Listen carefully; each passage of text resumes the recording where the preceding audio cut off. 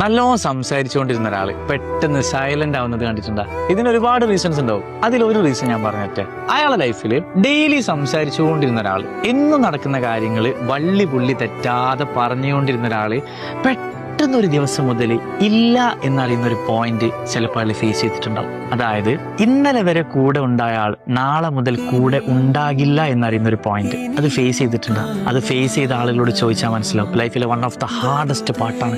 ആ ഒരു സമയത്ത് അയാൾ എത്തി നിൽക്കുന്ന ഒരു പോയിന്റ് ഉണ്ട്.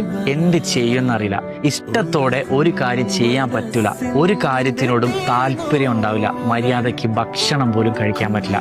ഈ ഒരു സമയത്ത് ഈ ഒരു അവസ്ഥയിലൂടെ കടന്നു പോകുന്ന ഒരാളുടെ ലൈഫ് എന്ന് പറയുന്നത് വളരെ മോശമായിരിക്കും. അയാൾ ചിന്തിക്കുന്ന രീതികൾ, അയാൾ പെരുമാറുന്ന രീതി, അയാൾ സംസാരിക്കുന്ന രീതി, അയാളുടെ ലൈഫ് വരെ താഴോട്ട് പോകാൻ ചാൻസ് കൂടുതലുള്ള ഒരു സമയമാണത്. ഈ ഒരു സമയത്ത് എക്സ്ട്രോവേർട്ടായി നടന്ന പല ആളുകളും ഇൻട്രോവേർട്ടായി മാറും. ഒരുപാട് സംസാരിച്ചുകൊണ്ടിരുന്ന പല ആളുകളും പെട്ടെന്ന് സൈലന്റ് ആയി പോകും. പക്ഷെ ആ ഒരു സ്റ്റേജ് അയാൾ റിക്കവർ ആയിട്ടുണ്ടെങ്കിൽ ലൈഫിൽ മുന്നോട്ട് വരാൻ പോകുന്ന ഒരുപാട് ചലഞ്ചസ്, ഒരുപാട് പ്രശ്നങ്ങൾ അയാൾക്ക് കുറച്ചുകൂടെ പെട്ടെന്ന് ഹാൻഡിൽ ചെയ്യാൻ പറ്റും, കുറച്ചുകൂടെ സിമ്പിളായിട്ട് ഡീൽ ചെയ്യാൻ പറ്റും. കാരണം എന്നും കൂടെ ഉണ്ടായ ഒരാള് നഷ്ടപ്പെട്ട സ്റ്റേജ് ഫേസ് ചെയ്ത ഒരാളാണത്, റിക്കവർ ആയ ഒരാളാണ്.